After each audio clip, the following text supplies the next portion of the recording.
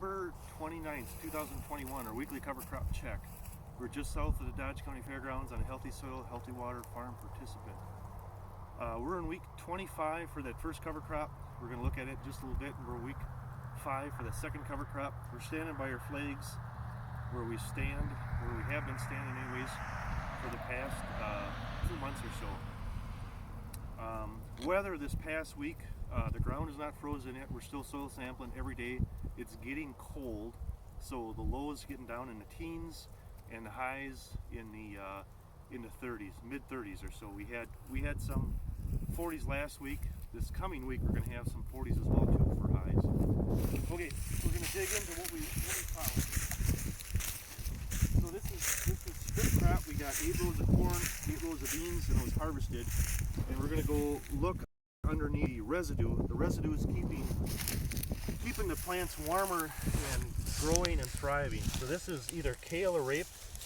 This is freeze dried, if you want to call it that. It's still alive. Last year this kale or rape was like this green color the whole winter, even with the snow. This is our flax. This is freeze dried. This plant is dead. We do have a little bit of annual ryegrass right here. The residue is keeping the annual ryegrass alive. In this spot where we dug, I didn't see any clover plants, and we went through and dug up a rye plant. This is a 5-week-old rye plant, and the roots are going down probably 4 inches, maybe even more, because I broke those off as I'm digging them up. So it's a 5-week-old rye plant. We got roots probably at least 4 inches long, maybe even longer, and this is underneath the residue. And then on our soybean, where it was strip crop, that ground is hard.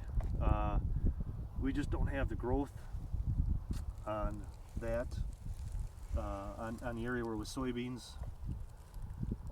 The roots are maybe only 2 inches at most, but this residue, all this corn residue, is insulating the ground, keeping it warmer, and letting these plants grow a little bit longer.